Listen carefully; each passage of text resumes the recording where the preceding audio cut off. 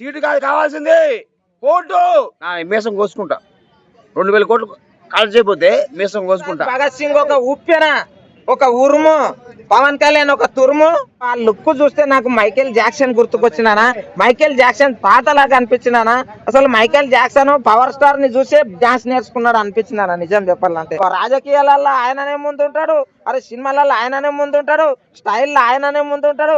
మరి ఇంకా వేరేటోళ్ళు ఏం చేయాలి సార్? జర ఒకసారి చూసుకోండి సార్. అందరు హీరోలు కూడా ఉంటారు, అందరు మీకే ఫ్యాన్స్ అయిపోతే వేరే హీరోలు కూడా బతకలే కదా సార్. ఒకసారి చూడండి. కాలర్ ఎగరేసే పాటకి కుర్చీలు ఎగిరిపోతాం ఖాయం. కుర్చీలు లేకుండా పెట్టుకుంటారు బాబు. ఆ స్టప్పులకే అసలు లెగిసి నిలబడి డాన్స్ చేయాలన్న ఫీలింగ్ కలిగింది. భగత్ సింగ్ పవన్ కళ్యాణ్ అన్న లేదే భగత్ సింగ్ లేడు, భగత్ సింగ్ లేదే అన్నలేడు. అసలు ఉస్తాద్ భగత్ సింగ్ అంటే మీరు ఏమనుకుంటున్నారు? ఆయన ఏమన్నా మామూలు మనిషి అనుకుంటున్నారా? ఉస్తాద్ ఆయన పవన్ కళ్యాణ్ పేరులోనే పవర్ ఉంది, పవర్ స్టార్.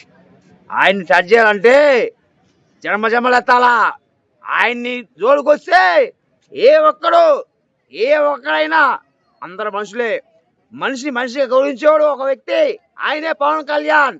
అసలు పవన్ కళ్యాణ్ అన్న పేరు చెప్పాలంటే ఒక గౌరవం, అభిమానం, ఆప్యాయత, అనురాగం, అభినందన ఎన్నో ఉంటాయి ఆయనకి, ప్రేమ. అయితే ప్రజలు ప్రేమించే ఒకే ఒక వ్యక్తి పవన్ కళ్యాణ్.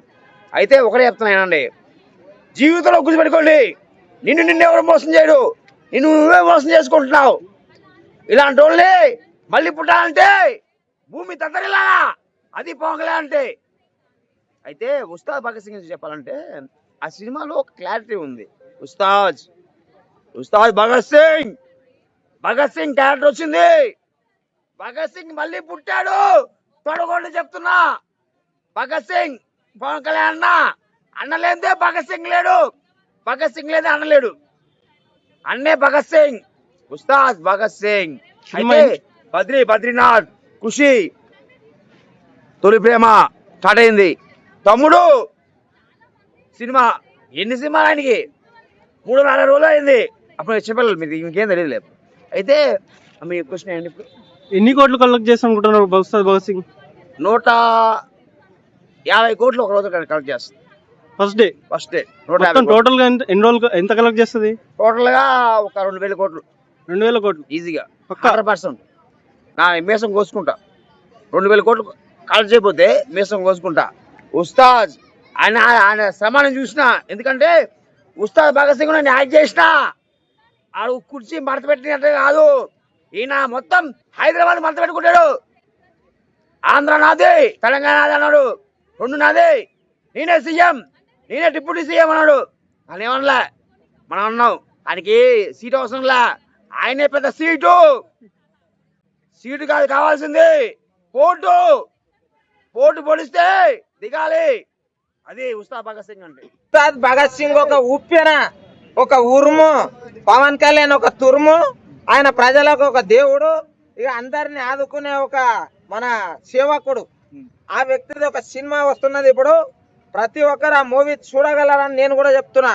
ఎందుకంటే సినిమా అనేది ఇంతకు ముందు కూడా చెప్పినా, ఇప్పుడు కూడా చెప్తున్నా, హీరోది కాదు సినిమా అనేది, డైరెక్టర్ది, ప్రొడ్యూసర్ది, కెమెరామ్యాన్లు, జూనియర్ ఆర్టిస్టులు, పెద్ద ఆర్టిస్టులు అందరు కలిసి కష్టపడితేనే ఒక సినిమా అవుతుంది.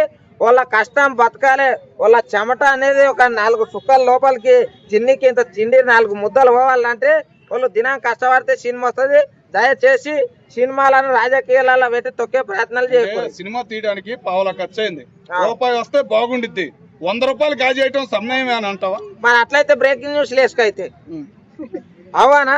మరి దీని గురించి బాగా అడుగుతున్నావు. మరి ఊర్లలో పోయి ఆ రైతులు ఇప్పుడు ఆ అంగర్లలో పోయి, అర్తులలో పోయి ఒడ్లను పెట్టి, అరే ఈ రేటు ఇంత తక్కువ రేటు ఉండదు అని ఏడుస్తా ఉంటారు. వాళ్ళని పోయి ఇట్లే అడగావు, సినిమాలు బాగా అడుగుతావు. ఫ్యాన్సే బాధపడుతున్నారు రేట్లు పెంచారని. అదేనా ఎంత బాధపడుతున్నారో తెలుసా నీకు? పవర్ స్టార్ సినిమా టికెట్ రేట్లు పెంచిర్రా అని నన్ను అడుగుతున్నావు. ఓకే, భలే అడిగినావు. మరి ఊర్లలో రైతులది కూడా గట్లే అడగాలి కదా. వాళ్ళ రేట్లకి వాళ్ళు హ్యాపీ ఉన్నారు. ఇక్కడ టికెట్ రేట్ వాళ్ళ ఇది ఇస్తే టీఆర్పీ రాదానే వాళ్ళ రైతులవి అంటే ఎక్క మంది చూడరు, వైరల్ కావేమో. రేట్లు పెంచుకోవచ్చు. టికెట్ రేట్లు పెంచుకోవచ్చు అంటావు. టికెట్ రేట్లు 500 పెంచిర్రు, మరి గడ పోయి రైతులకు పెంచమని అడగావు. 1000 రూపాయలు పెంచారు కదా. అది నువ్వు చెప్పాలి బ్రదర్, మిమ్మల్ని అడుగుతా అన్నా ఆడ గవర్నమెంట్ పోయి ఆ క్వశ్చన్ అడగండి, అర్థమైందా? మమ్మల్ని కాదు, సాధారణ ప్రజలం మేమేమంటాం, వద్దని చెప్తాం, వద్దంటే మా మాట వింటారా? ఒక మూవీ తోటి ఓజీ మూవీ తోటి వచ్చిండు సార్, స్టైలిష్ ఒకటే చూసినాం, అంతగానం ఏమి కొట్టలేదు.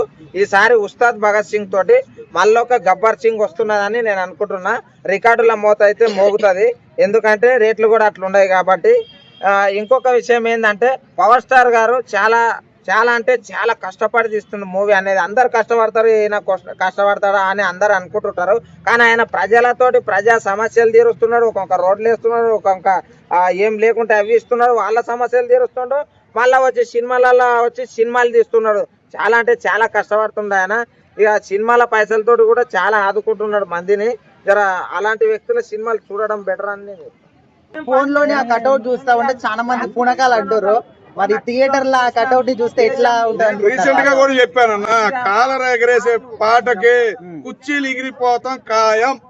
కుర్చీలు లేకుండా పెట్టుకుంటారు బాబు. ఆ స్టప్పులకే అసలు లేచి నిలబడి డాన్స్ చేయాలన్న ఫీలింగ్ కలిగింది. మరి ఏం కొట్టాడు వెనకమాల మ్యూజిక్ చూస్తుంటే అబ్బా, అది ఎప్పుడో చిన్నప్పుడు ఆడుకునే వాళ్ళు ఆటలు, ఆ ఆటలు మళ్ళీ గుర్తొచ్చింది. ఆ మ్యూజిక్ అంత హ్యాపీనెస్ ఇచ్చింది. అన్న బయట అయితే చాలా మంది సినిమా మీద నమ్మకం లేదు అంటున్నారు, మీరు ఇంత నమ్మకం ఎందుకు చెప్తున్నారు సినిమా హిట్? వాళ్ళు అమావాస్యలో ఉండారన్న వాళ్ళు అందరూ, రేపు అమావాస్య పోయిద్ది అందరికి వదిలిద్ది, వాళ్ళే చెబుతారు అరే బాబు చూడాలరా ఈ సినిమా అనే ఫీలింగ్ వాళ్ళకి రేపటి నుంచి కలిగిద్ది. కొత్త సంవత్సరం, ఓకేనా, సంవత్సరం మనది, నూతన సంవత్సరం మనకి, కాబట్టి హ్యాపీనెస్ అనేది పాత కానీ పోతాయి, వదిలిచ్చేసుకుంటారు. మాట్లాడాలి కాబట్టి మాట్లాడతారు, రేపు కొత్త రకంగా మాట్లాడతారని నేను అనుకుంటుగా ఉండబోతుంది. గబ్బర్ సింగ్ లో ఏదో పోలీస్ వేషం స్మాల్గా నడిచింది, దీనిలో రాజకీయం నేర్చుకున్న పోలీస్ గా రాబోతున్నాడు, వచ్చాడు, చూపిపోతున్నాడు. ఓకేనా, మొన్న రీసెంట్ గా తొడగొడతానికి ఎన్నో సంవత్సరాల నుంచి తొడనగానే పాప అన్నయ్యకి గానీ వీళ్ళకి గానీ డైలాగులు వస్తే బాలయ్య గుర్తొచ్చేవాడు. ఆ ఫీలింగ్ అనేది పోయింది, మేడమే చేయడం రాని.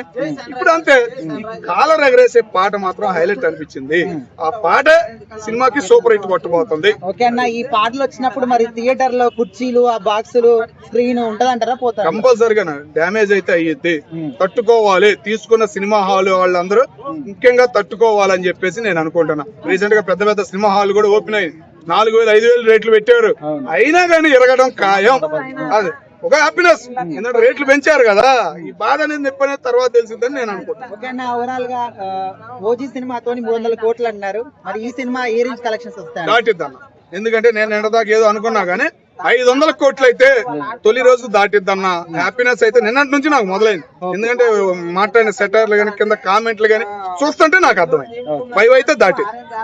అన్న మీ గోత్రం ఏంది, నక్షత్రం ఏంది? మరి అమ్మ మీ గోత్రం ఏంటి, నక్షత్రం ఏంటి? అమ్మ తెలియని వాళ్ళని అడగనమ్మా, నాకైతే తెలుసమ్మా. శ్రీపాల గోత్రం నాది, నక్షత్రం వచ్చి వజ్రం అంటారు, వజ్ర నక్షత్రం అమ్మ. అంటే పవర్ స్టార్ లాగా చెప్తారేమో అనుకున్నాను.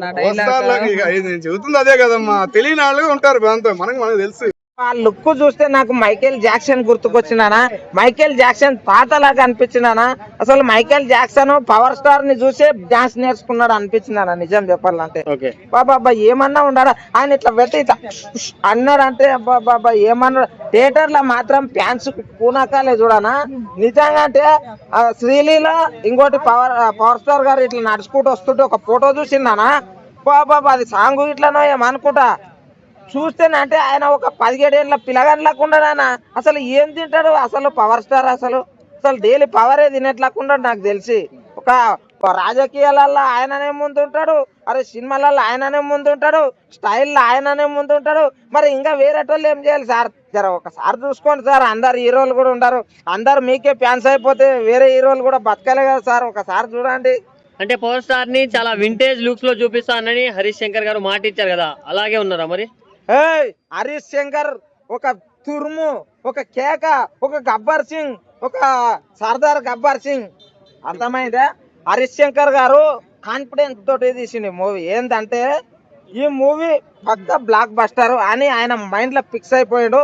ఇంకోటి ఈ మూవీలు అనేటివి అన్న దయచేసి చెప్తున్నా, దండం చేసి చెప్తున్నా, మూవీలు అనేటివి ఒక డైరెక్టర్, ఒక అసిస్టెంట్ డైరెక్టర్, ఒక కొరియోగ్రాఫర్లు, ఒక కెమెరామ్యాన్లు, ఒక హీరోలు తెడిచిపెట్టుండి, ఇగో వీళ్ళ ప్రొడ్యూసర్, ఇలా బతుకులు ఒక్కసారి చూడండి.